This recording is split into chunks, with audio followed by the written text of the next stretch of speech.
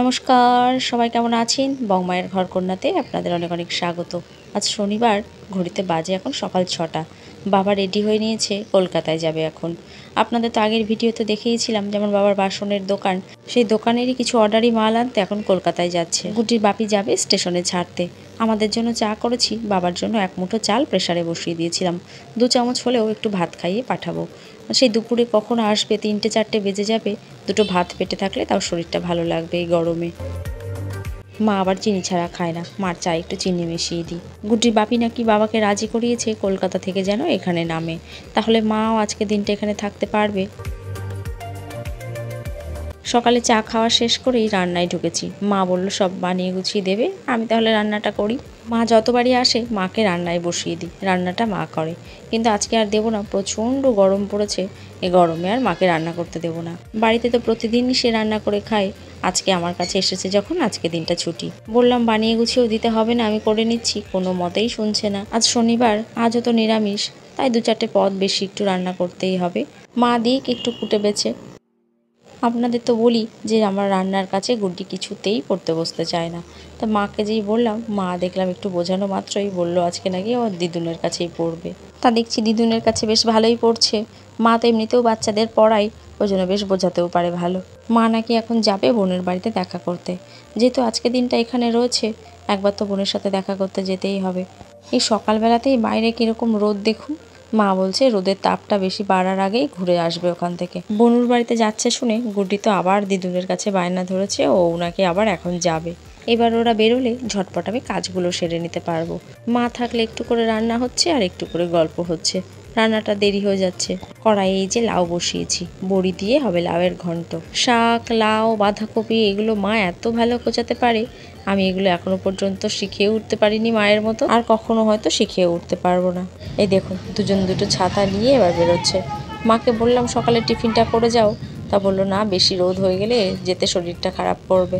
বিকেলের দিকে গেলে হয়তো আবার আমিও একটু যেতে পারতাম, কিন্তু এখন তো কোনো মতেই বেরোনো সম্ভব না। ওরাই ঘুরে আসুক। আমাদের 2 বোনের বাড়ি এক জায়গায় হওয়াতে এই সুবিধাটা হয়েছে, বাবা মা এখানে এলে সবার সাথে দেখা করে যেতে পারে। রান্নাটা কিছুতেই ঠিকভাবে করতে পারছি না। একটা রান্না বসাচ্ছি, বসিয়ে মা ডাকছে, হয়তো কোনো কারণে এসে ছুটে চলে যাচ্ছি, কিংবা গিয়ে গল্প করছি, এই সব হচ্ছে। মায়েরা ঘুরে আসার আগেই রান্নাটা সেরে রান্নাঘরটা পরিষ্কার করে এখান থেকে বেরোতে হবে, তবে আবার একটু ওদেরকে সময় দিতে পারবো, বসে গল্পগুজব করতে পারবো। এই যে রান্নাটা এবার কমপ্লিট হলো। টক ডাল, আমের চাটনি, পটল ভাপা, বড়ি দিয়ে হয়েছে লাউয়ের ঘন্ট, পাঁপড় ভাজা, আর এই যে মা বাড়ি থেকে নাজনের ডাঁটা নিয়ে এসেছিল, সেই ডাঁটা আলু বেগুন দিয়ে একটা তরকারি হয়েছে। এমন দিনেই এসেছে বাবা মাকে নিরামিষ খাওয়াতে হচ্ছে। বাবা তো নিরামিষ খায় সারা বছর, কিন্তু তার সাথে এবার মাকেও নিরামিষ খেতে হচ্ছে। চলুন এবার এখান থেকে বেরোই। ঘড়িতে বাজে এখন দুপুর 3টে মতো। দেখলাম আমার বাবাও কলকাতা থেকে চলে এসেছে, আর গুড্ডির বাপিও দোকান থেকে ঢুকলো, দুজনে একসাথে। এখান থেকে আমাদের বাড়ি তো 2 ঘন্টার পথ। তা কলকাতা থেকে যখন বাবা বাড়ি ফেরে, বাবাকে আরও 2 ঘন্টা জার্নি করতে হয়। আজকে অন্তত বাবার এই 2 ঘন্টার জার্নিটা একটু কমলো, বাইরে তো প্রচণ্ড রোদ। কাল যখন গুড্ডিকে নিয়ে দ্বিজেন্দ্র মঞ্চে গেলাম গানের প্রোগ্রামে, দেখলাম সবাই কি সুন্দর সাজগোজ করে এসেছে, মাথায় ফুল লাগিয়েছে। সাজগোজ আমি খুব একটা করতে পারি না, তবে মাথায় একটা মালা তো লাগানো যেতে পারে। তা গুড্ডির বাপিকে ফোন করে বলা মাত্রই দেখছি একটা জুঁই ফুলের মালা নিয়ে এসেছে। ভালোই হলো, আজ এটা মাথায় লাগিয়ে যাওয়া যাবে। মালাগুলো দেখছি বেশ বড় বড় আছে, মানে একটা কেটে নিলেই হাফ করে দুজনার হয়ে যাবে। ও আর 2টো মালা নিয়ে এসেছে, ভেবেছে মা যদি আবার মাথায় দেয়। তা আমার তো মনে হয় না যে আমার মা মাথায় ফুল লাগাবে। এবার যাই দুপুরের খাওয়া দাওয়াটা সেরে আসি। দুপুরের খাওয়া দাওয়া সেরে এসে দেখি যে যার মতো শুয়ে গড়াগড়ি খাচ্ছে। মা তো মেঝেতেই শুয়ে পড়েছে। আমার মার আসলে এটা অভ্যাস, গরমকাল আসলেই বিছানায় আর শয় না, মেঝেতে শয়, বলে মেঝেতেই নাকি ভীষণ আরাম। হঠাৎ মনে পড়লো কাল মাদার্স ডে, আর মা যখন আমার কাছে এসেছেই, এই সুযোগটা কী করে হাতছাড়া করি, মাকে একটা গিফট না দিয়ে মাদার্স ডেতে। অমনি বসে পড়লাম দুপুরের খাওয়া দাওয়া সেরে এসে এই ব্যাগটি নিয়ে। এই ব্যাগটি তো মেলা থেকে কিনেছিলাম, আপনারা দেখেছেন। দূর থেকে যখন চোখে পড়লো যে একটা চটের ব্যাগের দোকান, তখন ভেবেই নিলাম যদি একদম প্লেন চটের ব্যাগ থাকে, কোনো রকম ডিজাইন ছাড়া, তবে নেব, যেটাতে আমি নিজে হাতে ডিজাইন করব। দোকানটিতে ঢুকে দেখলাম 3-4টে মতো এরকম প্লেন ব্যাগ রাখা আছে, যেগুলিতে কোনো ডিজাইন করা নেই। দেখা মাত্রই একটা কিনে নিলাম। ব্যাগটি নিয়ে কত ভাবনা চিন্তাও করছিলাম যে এর ওপরে কীরকম কী ডিজাইন করা যায়। আমি তো উল বার করে রেডিও করে রেখেছিলাম, যে রং নষ্ট করে আর কিছু করব না, এর উপরে উল দিয়ে আসন সেলাইয়ের মতো করে কিছু একটা ডিজাইন করব। যেই মাত্র ভাবলাম যে কাল মাদার্স ডেতে এটি মাকে উপহার দেব, দেখলাম আর সেলাই করার সময় নেই, ঝপাঝপ রং তুলি দিয়েই কিছু একটা করতে হবে। মাদার্স ডেতে মনে হলো এই ছবিটি ভালো লাগবে। ঘড়িতে বাজে এখন প্রায় 5:30 মতো। 6টা থেকে প্রোগ্রাম শুরু, 6টায় আমাদের যেতে বলেছে ওখানে। তা এখন এইমাত্র বোন ঢুকলো মেয়েকে নিয়ে। মা নাকি ওকে বলে এসেছিল যে আমরা 6টার দিকে বাড়ি থেকে বেরোবো, একটু তাড়াতাড়ি আসতে, কিন্তু ও সেই দেরি করে ফেলেছে। কিন্তু কিছু তো করার নেই, আমাদের তো টাইম মতোই বেরোতে হবে, নইলে প্রোগ্রামটা মিস হয়ে যেতে পারে। তাই বোনদের আর বেশিক্ষণ থাকা হবে না, আমরা সাজুগুজ করতে করতেই ওদের সাথে যা একটু কথাবার্তা বলছি। গুড্ডি সকালে মায়ের সাথে গেছিল, ও তো জানতোই যে বনুরা বিকেলে আসবে। ও বাড়িতে এসেই খেলনা বাজতে শুরু করেছিল, বনু আসলে কোন খেলনাটা দেবে। সারাদিনে যেমন কয়েকশো বার আমাদের জিজ্ঞেস করেছে যে বনু কখন আসবে, আবার আসতে দেরি দেখেও ও যে কি ছটফট করছিল যে বনু এখনো কেন এলো না। নেপুই মারে দই কেমন কেমন খেতে লাগি দাও, কেমন খেতে, খুব ভালো। এবার নান্না কেমন খেতে।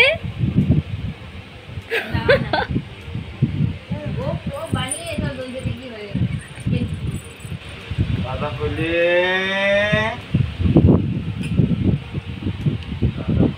চলুন এবার বেরিয়ে পড়ি, আমরা সবাই সাজুগুজু করে একদম রেডি। এই শাড়িটি আমার মায়ের শাড়ি, মাকে বলেছিলাম যে সাদার মধ্যে কিছু একটা শাড়ি নিয়ে আসতে, তাই মা এনেছে। কালকেও পরেছিলাম ওটি মায়ের শাড়ি, আর আজকেও এটা মায়ের। সানভীর মা টোটো ধরে চলে এসেছিলো আমাদের বাড়িতে, সেখান থেকে আমরা উঠে পড়েছি। আকাশটাকে দেখুন একবার, কি যে সুন্দর লাগছে দেখতে, অত্যন্ত সুন্দর লাগছে। আকাশের রঙটা আবার জলের মধ্যেও কেমন পড়েছে দেখুন। ব্যাস আমরা রবীন্দ্র ভবন পৌঁছে গেছি। চলুন এবার ভেতরে যাই। গুড্ডিদের ক্লাসের কাউকে কাউকে দেখতে পাচ্ছি, চলুন ভেতরে গেলে হয়তো সবাইকে দেখতে পাবো। ভেতরে ঢুকেই একটা রবীন্দ্রনাথের মূর্তি রাখা, কি সুন্দর দেখুন, সাদা ধপধপে রবীন্দ্রনাথের মূর্তি। এদিকে দেওয়ালেও রয়েছে একটা রবীন্দ্রনাথের মূর্তি। রবীন্দ্রনাথ তার চেয়ারে বসে আছে, বই পড়ছে। পেছনেও রাখা এক আলমারি ভর্তি বই। যাক, মাকেও আনতে পেরেছি রবীন্দ্র ভবনের ভেতরে। বাবাও এই সামনে দিয়ে বহুবার যাওয়া আসা করে, কিন্তু ভেতরে তো কখনো আসেনি। ভেতরটায় তো ভীষণ অন্ধকার, তাই এখানকার কিছুই আর আপনাদের দেখাতে পারবো না। ঢুকেই দেখছি অন্য স্কুলের একটা প্রোগ্রাম চলছে। এখানে শুধুমাত্র গুড্ডিদের স্কুলেরই প্রোগ্রাম নয়, এখানে বহু নাচের স্কুল একসাথে মিলে এই প্রোগ্রামটা। এখানে দেখুন একটা যোগা নৃত্য চলছে, কি সুন্দর।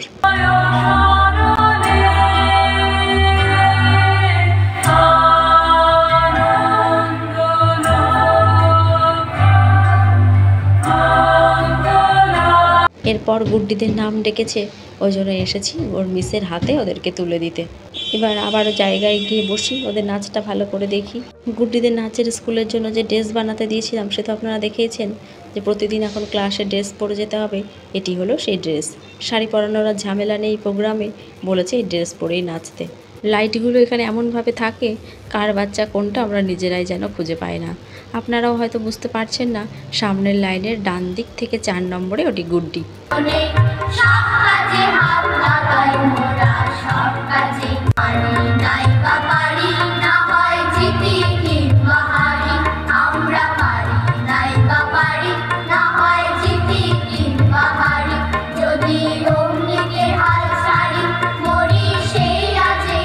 এই নাচটি কিন্তু ওদের আগে থেকে তোলা ছিল না, প্রোগ্রামের জন্য 1 সপ্তাহ রিহার্সাল করিয়েছে। দেখছি সব বাচ্চারাই বেশ ভালো তুলেছে নাচটি। আজকে রাতের রান্নাটা সকালে একবারেই করে রেখেছিলাম। মাকে বলেছিলাম যে আজকে পুরোটা প্রোগ্রাম দেখে তবে বাড়ি ফিরবো। আগের দিন যেমন মাঝখান থেকেই উঠে চলে গেছি, আজ আর তেমনটি করবো না। কিন্তু এখন আবার আরেকটি কাজের জন্য মনটা বাড়িতে টানছে। সে ব্যাগটা যে করতে নিলাম, ওটা তো কমপ্লিট করে রেখে আসতে পারিনি। ওটা যদি কমপ্লিট না হয়, মাকে তো কালকে দিতেও পারবো না। ভোরবেলা হয়তো উঠেই মা চলে যাবে, আর তো সময় নেই হাতে। এটি হলো আরেকটি নাচের স্কুলের প্রোগ্রাম। দেখলাম অনেকেই বেরিয়ে যাচ্ছে, তাই এবার আমরাও উঠবো। গুড্ডির বাপিকে বলে দিয়েছি আমাদের পাড়ার যেই দাদার টোটোতে করে এসেছিলাম ওই দাদাটাকে ফোন করে দিতে। গুড্ডির বাপি ফোন করে দিয়েছে, আসছে এখন আমাদের নিতে। জায়গাটা এত সুন্দর, বাবা মাকে দাঁড় করিয়ে গুড্ডির সাথে একটু ছবি তুলে দিলাম। এরকম দিন আর কখনো আসবে কিনা জানি না, তবে ছবিটি স্মৃতি হয়ে থাকবে সারা জীবন। আজকের এই দিনটাকে মনে করাবে এই ছবিটি। চলুন এবার বাড়ির পথ ধরি। রবি ঠাকুরের জন্মদিন ঘিরে দুটো দিন বেশ ভালোই কাটলো। সত্যি রবি ঠাকুরের জন্মদিন একটি উৎসবই বটে। ঘড়িতে বাজে এখন রাত 9টা, 10টার দিকে খাওয়া দাওয়া করবো। ঘন্টাখানেক দেরি আছে, ভাবলাম ব্যাগটাকে এখন কমপ্লিট করতেই হবে, অনেকটাই হয়ে গেছে। গুড্ডির বাপির নাকি আবার ক্লাবে খাওয়া দাওয়া আছে, সে ফোন করে জানিয়েছে রাত্রে বাড়িতে খাবে না। আমরা এই খাওয়া দাওয়াটা সেরে নেব। বাবা মা নাকি কাল ভোরবেলায় বেরিয়ে যাবে, তাই হাতেই রাতটুকুনি শুধু সময় আছে। এতটা যখন করেই ফেলেছি, একটুখানির জন্য আর গিফটটা না দিয়ে কি করে থাকি। ব্যাস, আমার গিফটটা কমপ্লিট। চলুন মাকে দিয়ে আসি, মা কি বলে দেখি। ও মা, মা ওঠো। আমার হ্যাপি মাদার্স ডে গিফট। আজকে মাদার্স ডে? কালকে। ও হ্যাপি মাদার্স ডে আগের থেকে জানিয়ে দিলাম। মায়ের ব্যাগটি পছন্দ হয়েছে ঠিকই, মা বলছে তুই মেয়ে নিয়ে সব জায়গায় যাস, তুই ব্যাগটা রাখ। আমি তো কোথাও যাই না, আমি আর কি করবো এই ব্যাগটা নিয়ে। আমি বললাম না, ব্যাগটা তোমার জন্য করেছি, তোমাকেই নিতে হবে। তার মায়ের কাছে একবার শুনে দেখি মার আজকে ওখানে গিয়ে কেমন লেগেছে। রবীন্দ্র ভবন কেমন লাগলো তোমার, তাই জন্য? হ্যাঁ, ভালো লাগলো। বাজানোর জন্য আমি এর আগে দেখেছিলাম অনেক দিন আগে, জায়গাটা দেখে এখন ভালো। ভেতরে তো ঢুকুন। এমনি না, ওই রবীন্দ্র ভবনে আমি গেছি, না ঢুকে কেমন লাগলো আজকে তোমার? খুব ভালো লাগলো। এই রকম তো ছিল না আগে। বাইরে ডেকোরেশন হল ঘরটা দেখি, ডেকোরেশন চেঞ্জ হয়েছে। আগেকার ডেকোরেশন ছিল একরকম, এখন হ্যাঁ ডেকোরেশনটা চেঞ্জ হয়েছে। এটা আমি বাবা মা তো বলছে কাল খুব ভোরেই এখান থেকে বেরিয়ে যাবে, তাই রাতের খাওয়া দাওয়া করে এসে চলছে একটু গল্প গুজব। চলুন তাহলে ভিডিওটাও আজ এখানে শেষ করি। সবাই ভালো থাকবেন, সাবধানে থাকবেন। ভিডিওটি ভালো লাগলে একটি লাইক করবেন, কেমন লাগলো সেটিও কমেন্ট করে জানাবেন। নমস্কার, দেখা হবে খুব তাড়াতাড়ি পরের একটি ব্লগে। সবাই ভালো থাকবেন।